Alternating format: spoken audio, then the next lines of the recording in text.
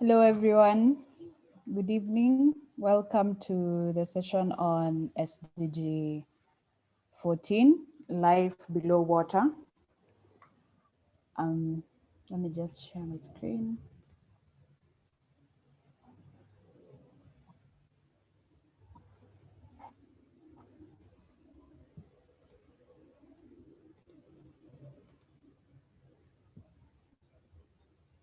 Hello, everyone.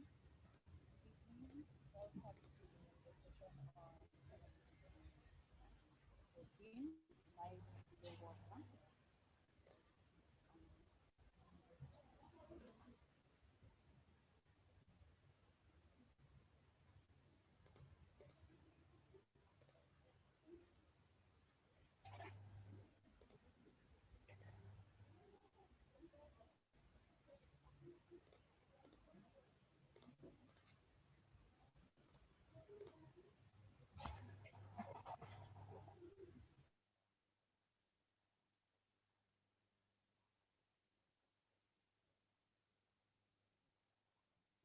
Can hardly hear nothing, anything.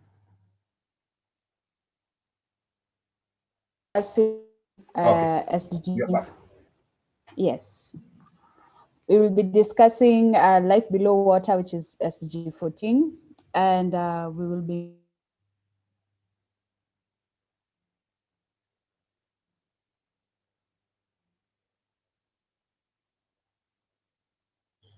Again, we have lost you. restoration. Yes? Yeah, you are back. Proceed. This could be involvement in the restoration and the protection of water habitats and life underwater. For this series, our facilitator will be Mr. Kamande. As we start, everyone is muted upon entry, and we will keep everyone muted until the presentations are over, where you will be given the allowance to unmute yourself.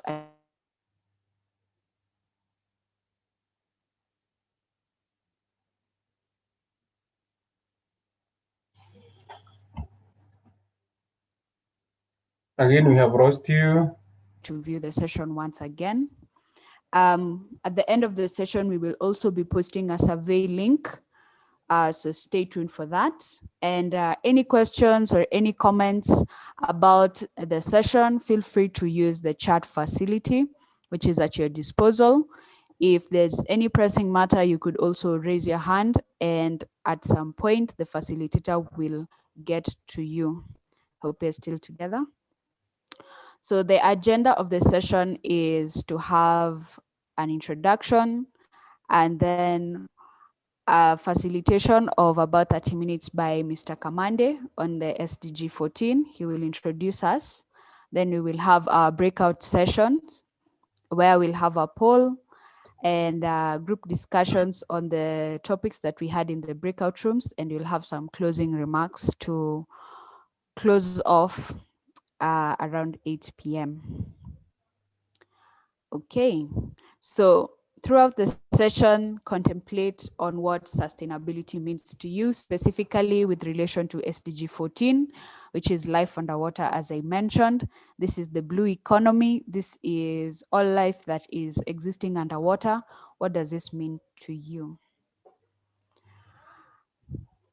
So now I will leave the floor to Mr. Kamande, who will take us through the session. Remember, if there are any questions or any comments, feel free to post it in the chat.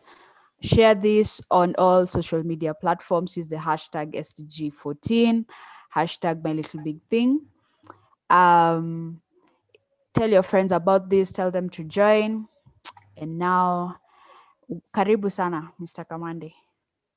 Yeah, thank you very much, Patricia. Participants, welcome to our third webinar in the series of SDGs addressing the green agenda. That is SDG 12, 13, 14, and 15.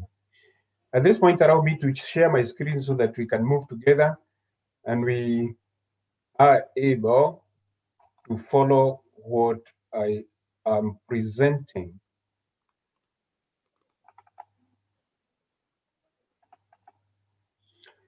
Okay, so as always, I start with the slide that shows my image. A retired director of planning in the Ministry of Planning, in the Ministry of Petroleum and Mining. So welcome to the presentation. SDG 14 has got a short form, which is life below water. And the wrong version of that SDG is a conservation and sustainably using the oceans, seas, marine resources for sustainable development. There are a few keywords that should be carried home in the goal, which is conservation and the water bodies. We have the oceans, the seas, and other marine resources. So this includes even the rivers that pass by us. Then there is the concept of sustainability, sustainable development. And my colleague Patricia has also made reference to sustainable development. And every time you see the concept of sustainable development, you interpret it to mean provision or caring for the current generations while not compromising the needs of future generations. And we need to keep on reminding ourselves that if our forefathers destroyed the planet that we are living in, we would be nowhere near here. So it's important for us to always continue reminding ourselves that we are also taking care of the generations that will come after us. So why SDG 14? SDG 14, again, is also referred to as the blue economy. So every time you come across the blue economy, you know we are referring to SDG 14 in this business of sustainable development. And on this slide, I'm trying to demonstrate the importance of water bodies. And water bodies are important for various reasons. One, there are a lot of food resources that are found in the oceans. Although for some of us in continental Africa, we don't fully appreciate the resourcefulness of the oceans. But when you look at Europe, America, and the East, they depend a lot on the food that comes from the oceans. And this food includes the fish and other food resources that yield food. Then we also have those living organisms in the water bodies that provide us with medicine. And these days, we are witnessing a lot of oil mining, mining of biofuels in the water bodies. And the image on the right, you can see there is a rig there, and that rig is mining petroleum from inside the ocean. So that's a demonstration of the kind of water of the kind of resources that we are finding in our oceans. And then the image that has ships there. These ships are mostly fishing ships and trawlers, and they are exploiting the resourcefulness of the oceans. So we also have another importance of the oceans and other water bodies, which is breakdown and removal of waste and pollution. There is a lot of waste that ends up in the water bodies, and we also pollute with the water bodies that are at our disposal. And there is a self-regeneration in the water bodies, and this is how they end up breaking down and removing some of the waste that we dump in the water bodies. But that does not mean that we encourage ourselves to continue drawing waste and pollution in our water bodies. Water bodies also act as buffers to reduce damage from storms. Last week, we mentioned Cyclone Jobo, which had originated from the coast of Madagascar. And this is an example of a storm that can be very damaging to humankind. And you're all too familiar with all these hurricanes that are associated with the Americas, or the most monsoon winds that originate from the Indian Ocean. And all these are very damaging to dry land. And the oceans themselves, they act as buffers to the damaging effects of such threats. So water bodies are important. we are now dealing with also climate change. Last week we discussed SDG 13, and SDG 13 is on climate action. As we are trying to mitigate and adapt to the changes that are brought about by climate change, we also get help from water bodies that actually moderate the effects of climate change. Wherever we have rains, we have a cooling effect, and that is help that comes from water bodies towards climate action. When you think of tourism and recreation, it's important that these water bodies serve as sources of recreation. Around rivers, you find places with waterfalls, and people are attracted to such places because of the attractive nature of such places. The image at the bottom is an image of a beach whereby people are recreating and they are touring.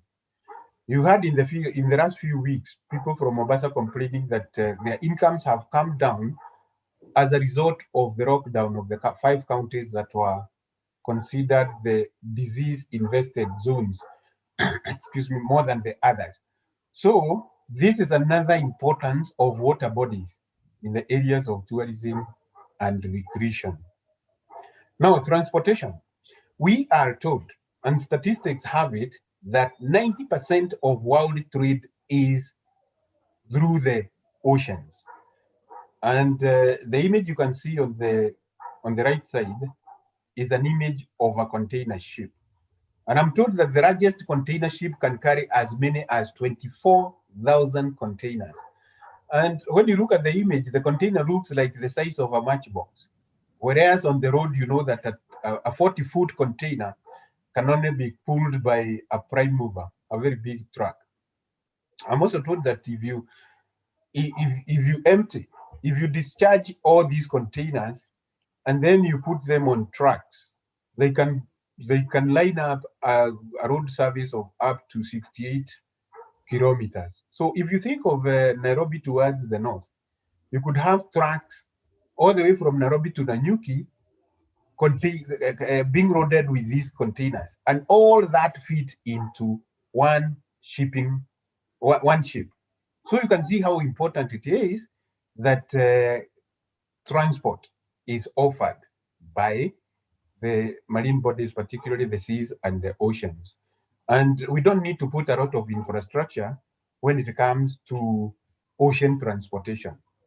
So it's important for people like us in Africa and Kenya to understand that we are not exploiting some of the benefits of water bodies, including transportation, because there are very few people in Africa who own cargo ships.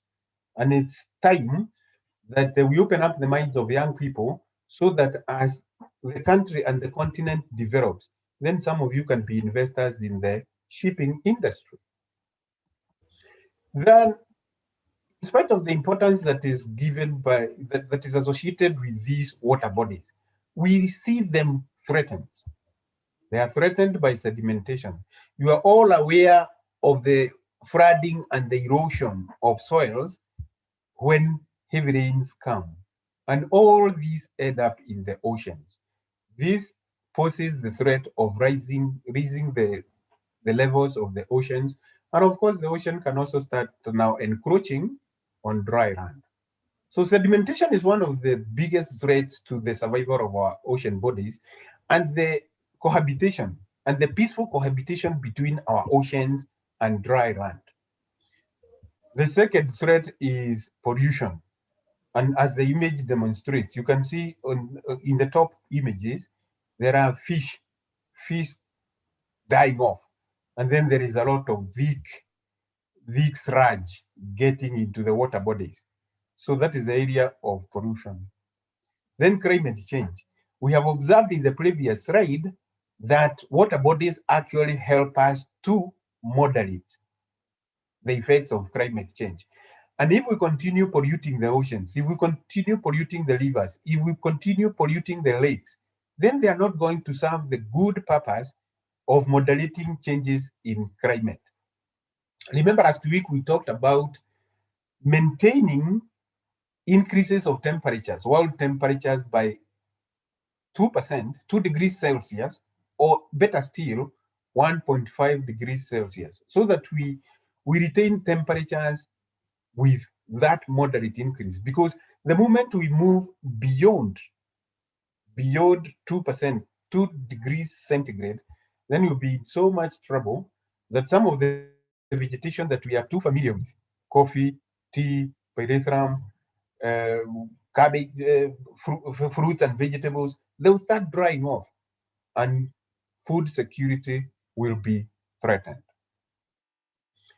Deforestation is also another threat to water bodies. So when we are cutting down trees in the mountain, then it means that we are not going to get the rivers that are originating from there. If we don't have the rivers, then the lakes will be threatened with less water. If we don't have enough water in the lakes, then even the oceans will get less of water, and this will destabilize the balance that is now obtaining in our world, in our fragile third, third planet, which is the Earth. And given that we don't have any other home to talk about, then it's important for us to be very sensitive about the threats to these water bodies. There are landscape changes that actually also continue threatening the survival of the water bodies, one of which is urbanization. We have seen some towns, some urban places that keep on encroaching on, on water bodies. And this is dangerous and it's a threat to the water bodies.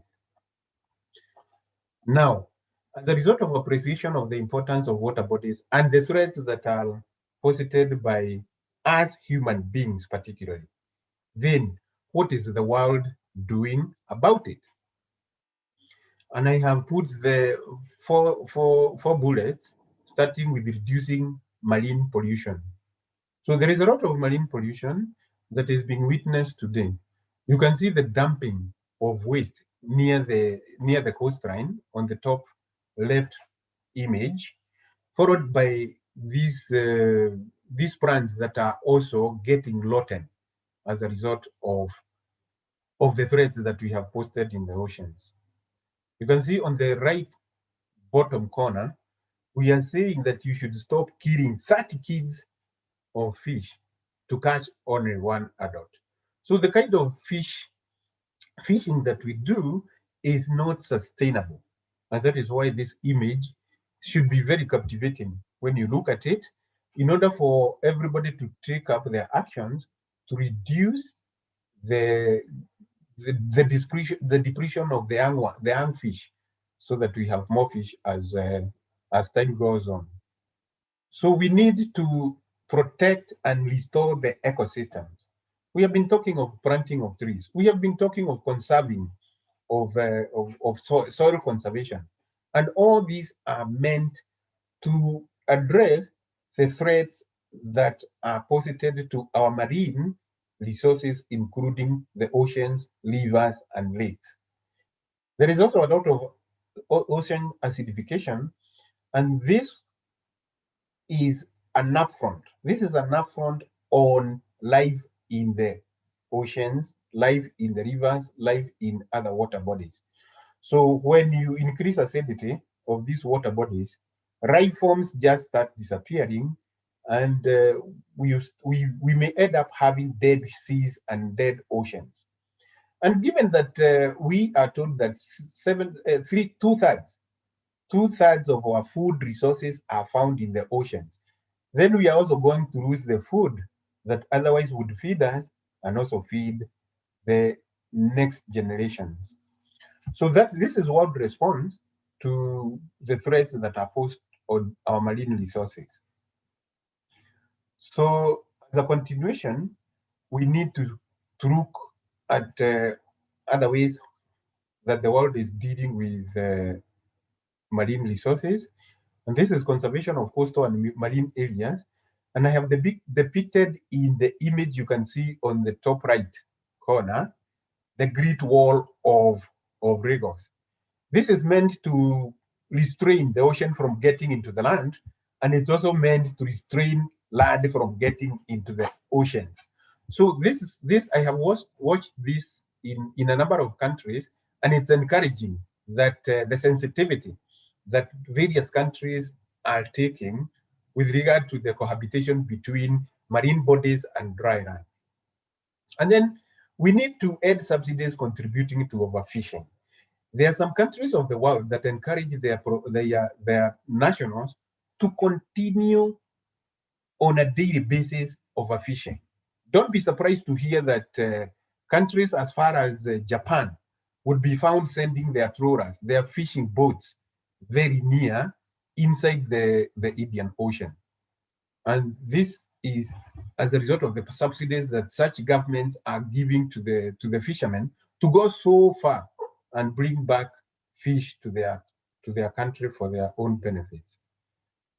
We need to increase the economic benefits. Of course, when on issues like overfishing, then these are issues that are discussed at the highest levels of decision making, like the United Nations, so that treaties are crafted that would restrain countries that are encouraging their nationals to overfish.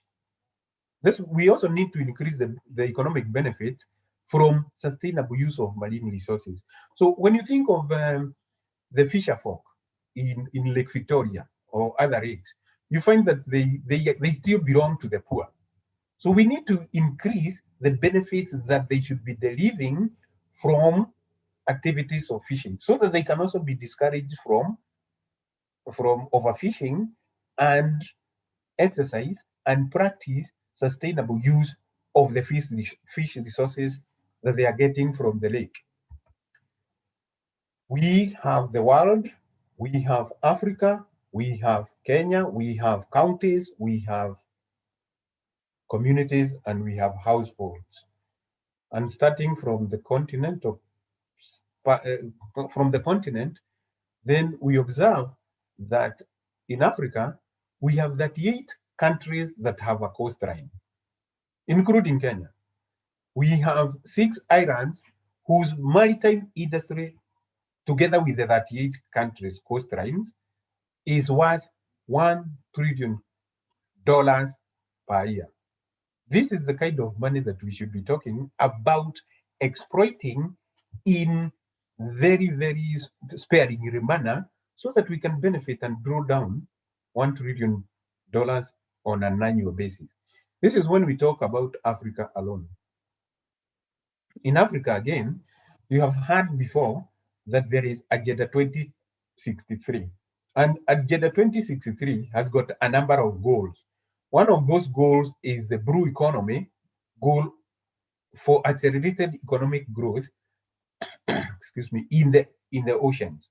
So if you pick the plan, the Agenda 2063, you'll see under Goal 7, there is a description of how we can sustainably exploit the resources of the oceans so that we use them today and also leave some to be used by our future generations.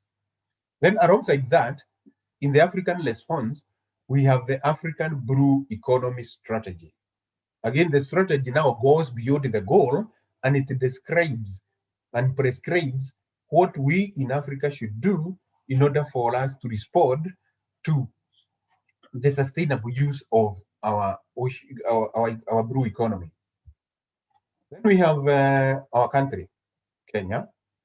And let me report that Kenya has prioritized the sustainable utilization of its oceans and blue economy resources as an enabler of Vision 2030.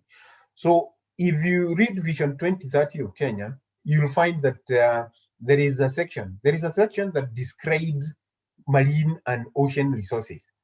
And that means that we are responding properly to the sustainable utilization of these resources. There are institutions that have been created and established in Kenya to respond to the demands of the blue economy. And one of that institution is the Ministry of Agriculture, Fisheries, Aquaculture, and Blue Economy. And the State Department of Fisheries, Aquaculture, and Blue Economy is specifically mandated to ensure that we do proper exploitation of ocean resources by coming up with the proper policies, by coming up with the regulatory regimes that would allow Kenyans to exploit the resources to be found in the oceans and in other water bodies. So the images you can see there, the first one is RAPSET. RAPSET stands for Ramu South Sudan project. And this is a very big project that has got various components. And as recent as last week, I think the president was in Lamu, and there was the commissioning of the Ramu port. So Ramu port is the starting point of Ramu Port South Sudan project, economic transport project. And this is an indication that we are doing something about exploitation of our natural resources, of our ocean resources, and actually taking care of them.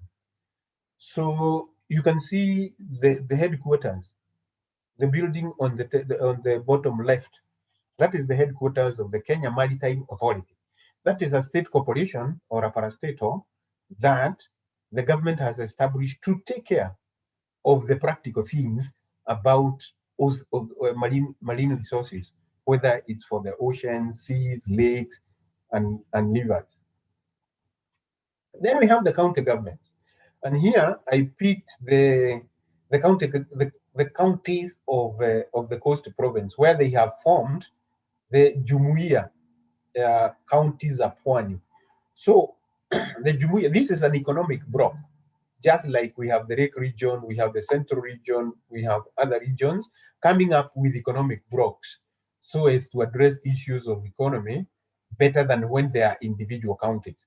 So we are saying that these counties are going blue, and they are going blue by utilizing 3.2 billion Kenya shillings that has been availed from the European Union. And these resources, the 3.2 billion, is meant to promote fisheries. And we are talking of sustainable fishing, aquaculture, the farming of these marine resources, tourism, environmental conservation, and even spatial sea planning. And of course, at this point, it's important to mention that we are having a dispute with Somalia on the issue of some of the resources where we have a disputed territory, part of the territory of Kenya and Somalia. And all this, the reason we are having a dispute is because Somalia and Kenya have discovered that there are so many resources that we could exploit that are lying in a place that either Kenya or Somalia can actually claim. Then let me notice that the projects of the Go Brew of the 3.2 billion are to be implemented in the counties of Kilifi, Kwale, Mombasa, Tana River, Ramu, and Taita Taveta. Then as we continue, there is the community. What can the community do to take care of water resources? Marine is water, water resources. What can we do? And you can see the lady at the top right is carrying a plastic bag that is correcting some garbage along the coastline. And that is when a community can actually do the adoption of a coastline that would help in clearing some of the garbage that may end up in the oceans. Aquaculture. You can see on the left side top, we have what is called cage farming. This is a method of fish farming that is practiced in our water bodies, where you actually put in infrastructure that can actually contain fish, and they grow, and then you harvest them. Then there is coral reef restoration. You can see at the bottom left, marine restoration on the other sides.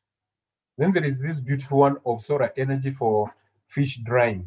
So these are appropriate technologies that can be used by fisher folk to dry the fish instead of using other forms of drying that could also be polluting. Then, after we deal with the community, The youth are part and parcel of the community.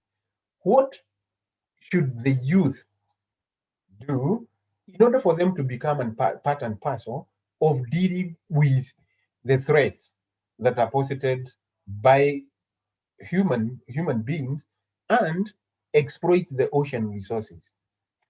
And since we are talking of SDG 14, which is right below water, then young people should make an attempt. They should try to understand the targets and indicators. And on the first slide on the top, where we have 14, those are the targets. They are not readable, but I'm challenging young people to go and read what the targets are. Because when you understand the targets, then the indicators become the projects. And the project, you need the project in order to go to the next bullet, which is participate in the innovation challenge. And to participate in the innovation challenge, you need to understand the targets and how you can come up with the projects that can act, targets and indicators, and how you can come up with the projects that would address issues of the blue economy. And it's important for young people to explore the diversity and the wide range of income earning opportunities that can be brought about by actually being sensitive to fish farming and fish exploitation. Like in Kenya, one of the biggest challenges that we face in the fish industry is cold storage. Cold storage and transporting fish all the way from the water bodies to where consumption is happening. You'll find that in central Kenya, fish consumption is low, and it's because of the challenges that are found in the value chain. Then, in order for young people to encourage themselves again, they should read self-help books on the blue economy. There is a chance that some of you are hearing for the first time the blue economy strategy. It's possible that some of you are hearing for the first time, like the image I have put there on the career guide on the blue economy jobs for young people. So I'm encouraging you that you start reading about blue economy and marine resources. I doubt whether in our universities you can find instruction in oceanography. That is the study of the oceans and other water bodies. So if any of you is in a university in Kenya that is offering a course in oceanography, it would be of interest to explore that course so that many more young people can be interested and register for such courses. So that brings me to the end of the presentation. And let me take this opportunity to invite you to create interest in the blue economy, as two-thirds of the world's resources are in the oceans as the world struggles with sustainability. So this brings me to the end of the sharing. And now I think I need to stop my share and back to you, Patricia.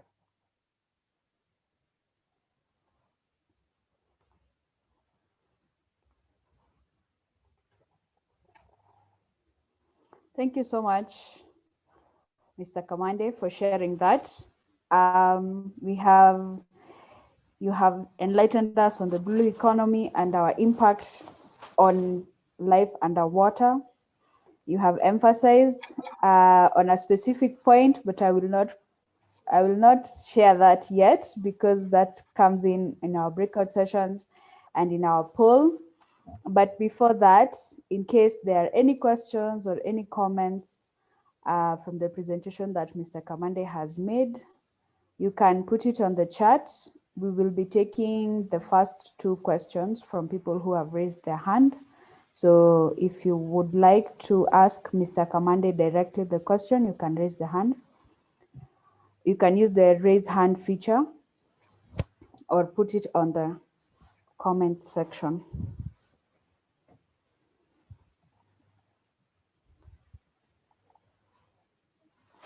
I see there's somebody who has raised their hand.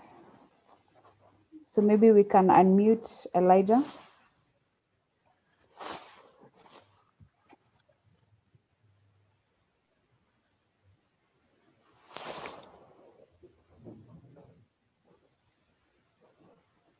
Yes, Elijah?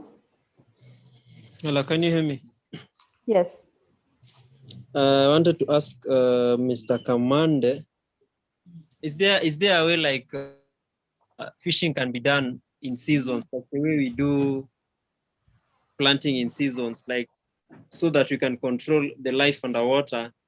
We find like the people get to be enlightened on how to fish, like in certain seasons, so that they cannot fish completely together with the small ones, the fingerlings, or they fish the small fish targeting the large fish. Hence, they end up cleaning up the entire ocean. I would like to ask if there is a way, there is a season time for fishing, or is it possible, or it's something that cannot be implemented? Thank you.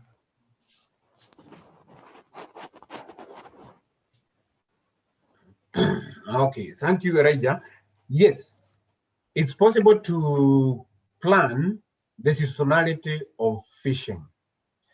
But to qualify that, one needs to identify the kind of water bodies that we are referring to. As you are aware, for the fish pods that we do in our farms, you cannot fish throughout. You have to put the fingerings, you have to feed them, you have to wait for them to mature. That is not the same for the oceans, whereby the resources are quite plenty. What would happen in the oceans is that we could be practicing geographical demarcation of where to fish at what time. So you can actually bring in issues of seasonality by geography. You can bring in issues of seasonality by being sensitive to sustainability, so that where fish are threatened, then you ensure that you carefully come up with a program of when to fish and when not to fish. Like in the case of Lake Victoria, I'm told that fish comes upstream to the Kenyan side to actually bring up new ones, whereas they go back to the areas of Uganda and Tanzania when they mature. So that is something that should be harmonized properly by the institutions that are responsible of regulating fishing in Lake Victoria.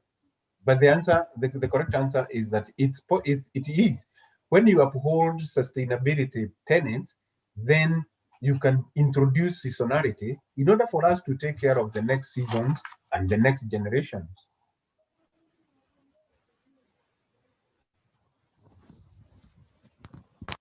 Thank you, Mr. Commander. I don't know if Elijah, your question was answered.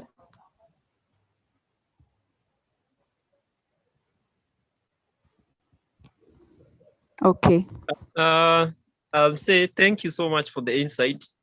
Actually, I really wanted to know and understand about that point of seasoned fishing, and you have really put it out correctly about geographical demarcations and that seasoned fishing of the people who have fish ponds. So it's a great idea and it's a great thought.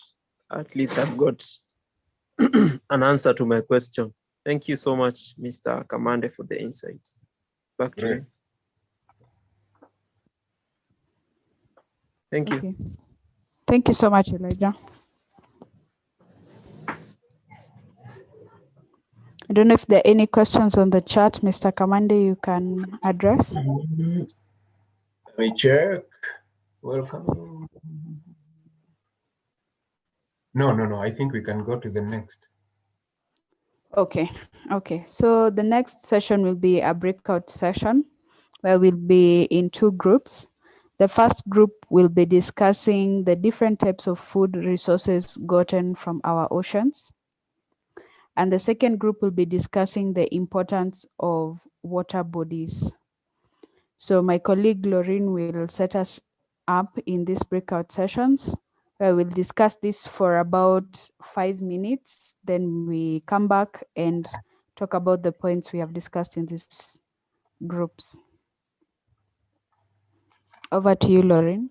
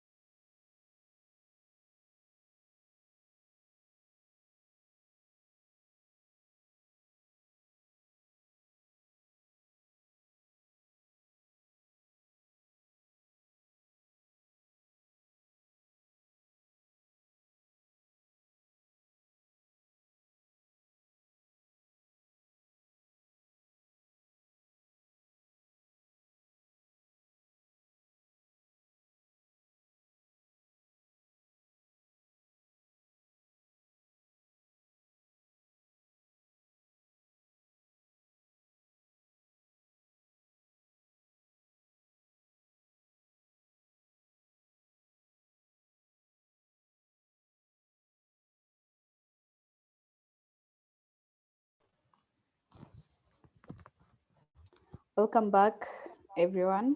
I hope you had enough time to discuss the topics. And I hope you had enough time to choose somebody to represent you so that we can discuss the points. Who will start us off?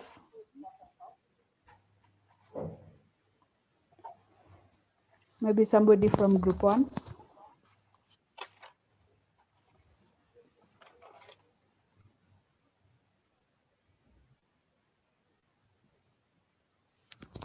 Okay. I see Abraham's has his hand raised. Can So, have, okay. good evening, everyone. I will represent Group 2. So, in Group 2, we were discussing the importance of water bodies, and they were just short points. So, the first one was it's essential for transport. We all know for ships and boats. It's a source of food, fishing, and other kinds of foods.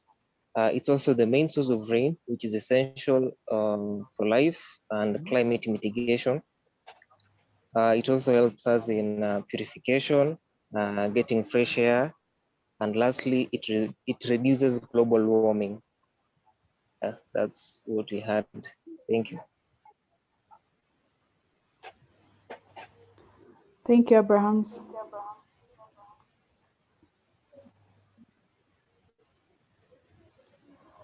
In case there are any points that are missing from group 2, you can put them in the chat where we'll pick them up. In the meantime, let us have somebody from group 1.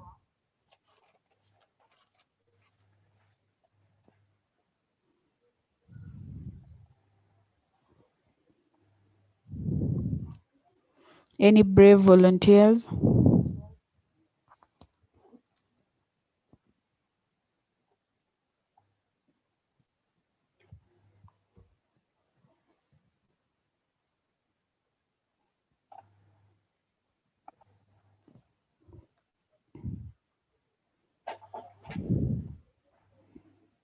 Okay, I see Alfred has raised his hand. Can we unmute him so that he can present?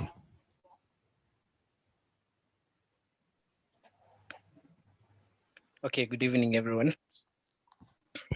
Good evening. Okay, let me represent group 1. And basically, for group 1, the question was the different types of food resources gotten from the ocean.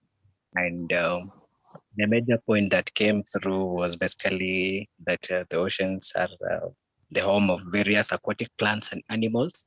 And therefore, animals like fish are the major source of the white meat that is the main source of proteins. So actually, for the aquatic animals, fish is the major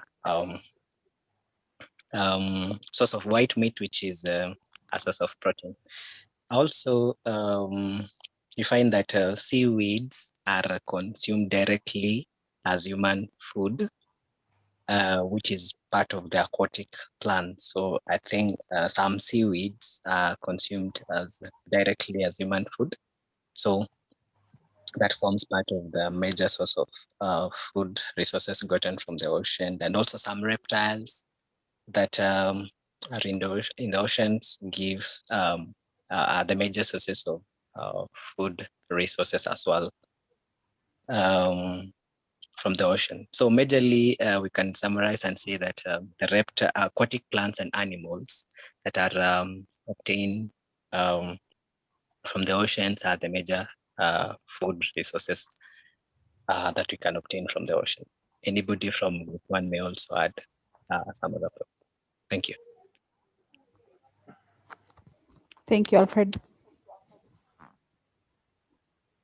You can also post in the chat. I'm seeing there's an animated conversation where they've mentioned a source of livelihood for the communities, water bodies in recreation activities, transportation and tourist attraction. Maybe we can have more of group 1 posts for the source of food.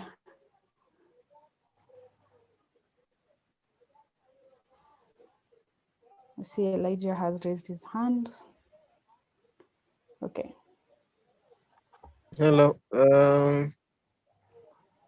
I've also remembered that fish can also be used as animal feed.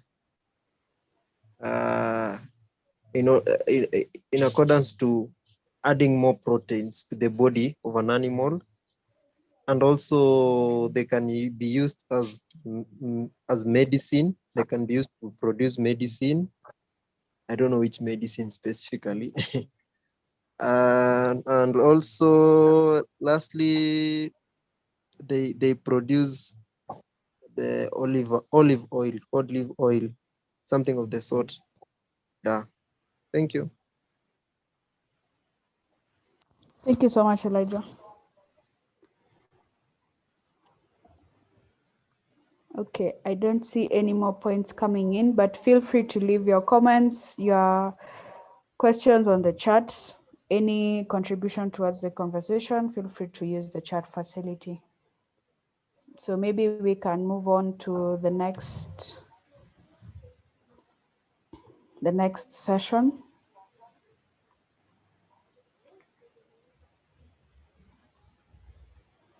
Oh, yes. Yes, so we will be having a poll.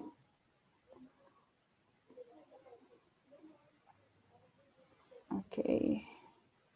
On how much food resources are available from our water bodies and what is the most important resource of our water bodies. These questions we have highlighted in the conversations in the breakout rooms, and I'll just launch the poll for some 2 minutes so that we can participate. Okay, you see I am unable. Lauren, can you launch on your end?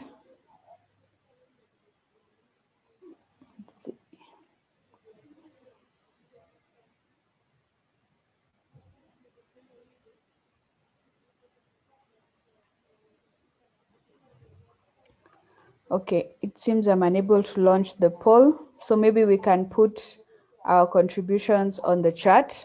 How much food resources are available from our water bodies? So the options are half of the food resources, a quarter, or 2/3.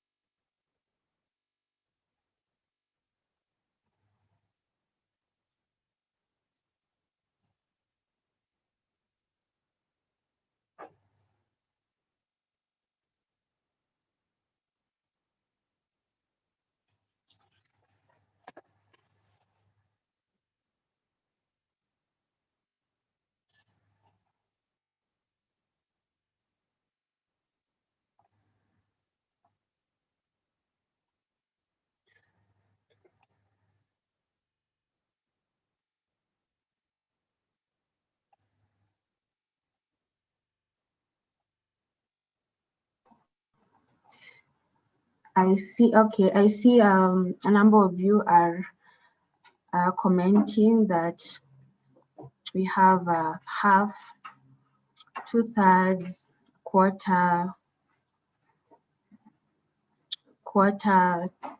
half. A majority of you are commenting that the 2/3 of that. Can continue adding your comments.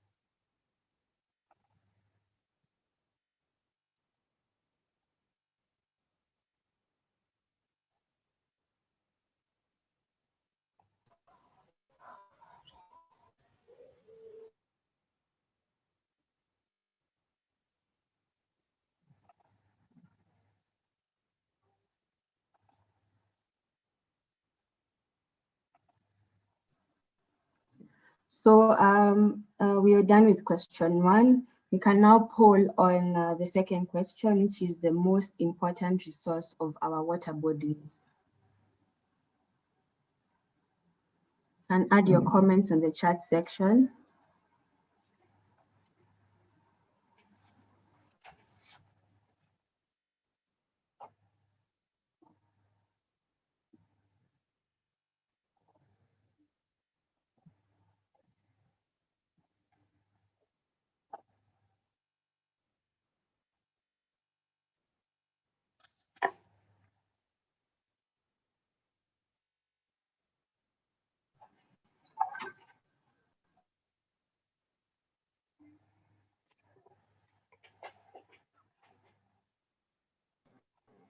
I see a comment has come in, there's shipping.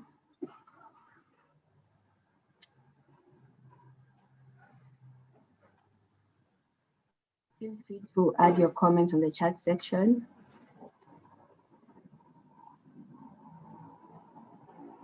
This Rachel has said this transportation.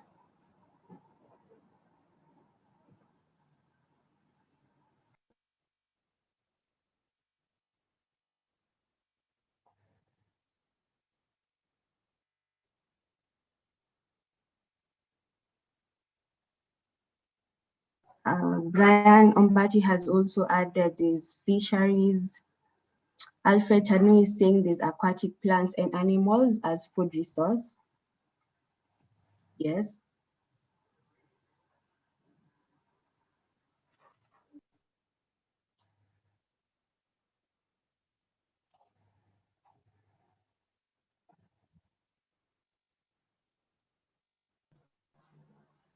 Elijah Moindi is saying it's also a home to the aqua life.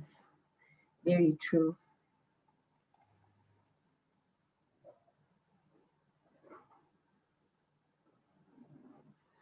Caroline has added that it is a balance of the ecosystem. I agree with that.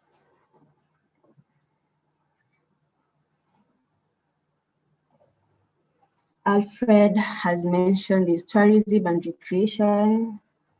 Very true.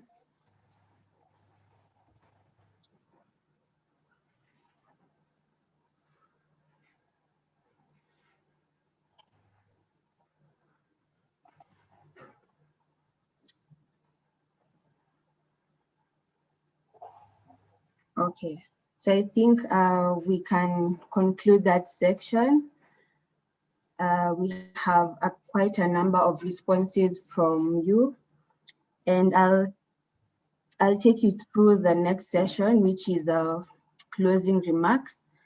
I will post the feedback survey on the chat section just for you to fill in, and we'll be able to know how the session was for you. and improve on the next sessions. Yeah. So the feedback survey, I have uploaded the link on the chat section. You can just take a few minutes to fill in the survey, and also take some time to ask if Mr. Kamande has anything to add on the closing remarks. Maybe just mention what participants can expect in the next session as we fill out the survey. I don't know if Patricia has joined in the call.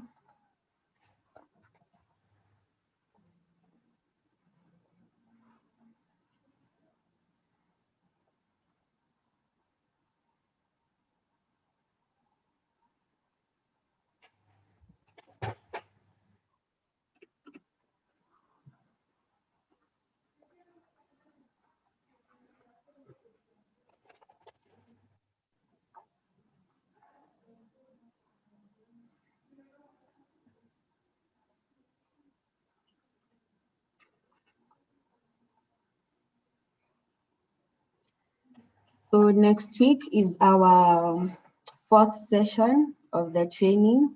We'll be covering the SDG 15. Yes, together with our facilitators. And I hope we'll be able to join in the session. We'll cover life on land, and we have a couple of discussions on that as well.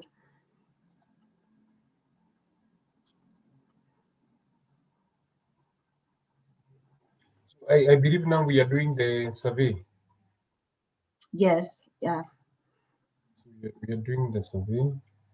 But I think as we complete the survey, I could say that I'm happy to observe that all the participants have proper appreciation of the discussion of the blue economy, in other words, known as SDG 14, life below water.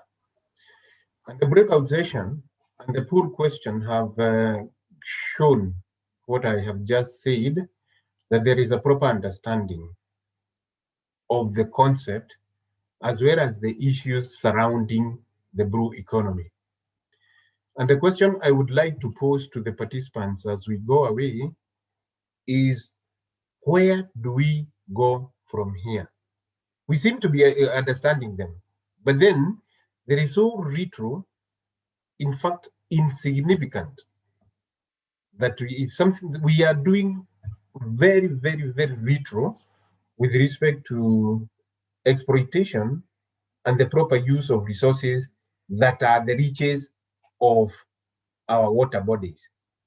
So what can we do as participants, as students, as young adults, to promote the utilization of our marine resources? And I think the first thing is knowledge sharing. Well, the second thing is to start figuring out some of the projects that could be done wherever you come from, so that these projects can become useful to yourself, they can become useful to the communities, they can become useful to the country. So I would like to leave you with that challenge so that you think harder.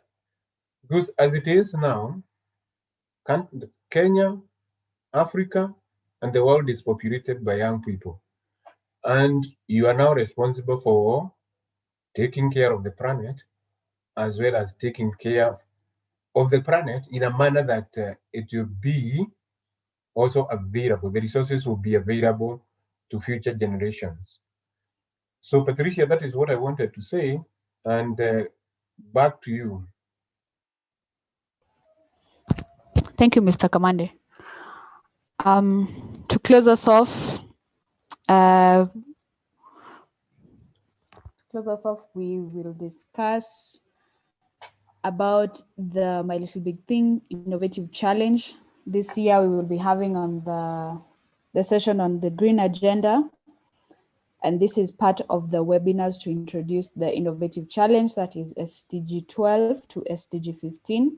This is our third week. We are discussing SDG 14. The three top winners in this Challenge will receive scholarships for the Sustainability Essentials for Business by Cambridge and other cash prizes when you participate. The 7 finalists will get a full year of mentorship.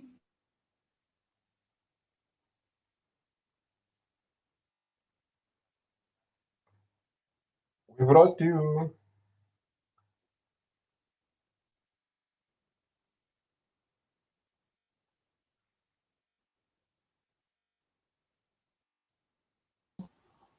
Okay, so you can, this is our website, www.mylittlebigthing.com. We also host our Sustainability Academy at learning.mylittlebigthing.com. We can have somebody put that in the chat where you can join and see the material from all these sessions you have attended today. We would also like to hear your feedback about this session. The survey link will be shared, or rather has been shared, so that we know more on these sustainability webinars and the way forward with SDG 12 to 15, the Green Agenda. Life below water, join us. Next week, we will be speaking on SDG 15. Thank you so much for joining us. Thank you so much for attending this session and participating, being such an animated crowd. As a parting shot, I will say this quote by Sylvia Ali, that everyone everywhere is inextricably connected to and utterly dependent upon the existence of the sea. Therefore, the ocean is crucial for sustainable life on Earth, and we all depend on it to survive, as discussed in the breakout sessions and in the session today. Thank you all for joining us. The survey link will be posted in the chat if it hasn't been already. Kindly take the time to assess the session you have just attended. And thank you so much for taking the time to join us this evening. Thank you all and goodbye.